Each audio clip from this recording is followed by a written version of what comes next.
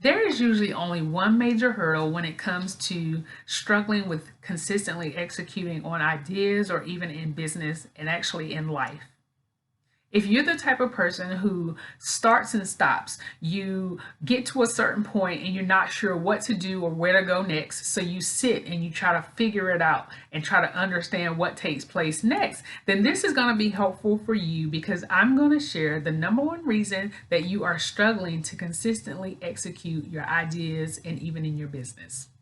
My name is Maya Wilson, and I'm a strategist for women who want to execute their big visions and their new ideas. Now, the biggest project that I've ever worked on in my professional life was when I was involved with the 2016 US National Conventions and specifically the Democratic Convention. I was responsible as the project manager and delivery manager on behalf of Cisco that set up the entire network for the conventions. Now, you may have seen the conventions on TV, but in the background, the people who had to do all of the setup and preparation, we had 9 different venues where we had to set up networks in order to make sure that everything would flow smoothly. So, as a delivery manager and as a project manager, I was responsible for making sure that the venue had all the equipment it needed, making sure it was installed, making sure that the engineers were there in order to install, set up, program, configure, making sure that everything ran smoothly, making sure that if there were any issues that they was addressed and addressed appropriately, making sure that even after the event that the equipment was removed, it was inventoried, it was packed up, it was shipped back to the appropriate location and actually received by the appropriate person. So that may sound like a lot of information, a lot of complexity, but just know that there was no way possible that we were going to accomplish the task at hand without a plan. So that is the number one reason that most people struggle to consistently execute on their ideas and in their business.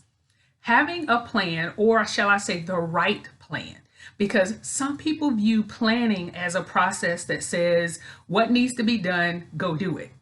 Or other people view planning as saying, well, just get started and you'll learn along the way. Now, I am not subscribed to either of those methods. My form of planning says that you sit down and you take detail of everything that needs to take place and the sequence, the priorities, and you understand what happens when I need to pivot, what happens when there is a change. You understand all of these things before you ever start executing. So that is the reason that most people are struggling, because they're planning as they're going or they're learning as they're going versus sitting down and having a detailed enough plan that says, when a risk happens, what are we going to do? When a change happens, what are we going to do? What needs to be done? Where does it need to be done? And who needs to do it? Your plan should also allow you to understand where you can delegate versus where you need to actually be the person that is taking the task and running with the task. So the detailed level of planning that I am talking to allows you to avoid all forms of inconsistency, because you constantly know what needs to be done, when it needs to be done, how it needs to be done, and who needs to do it, so you can constantly move forward and continuously execute.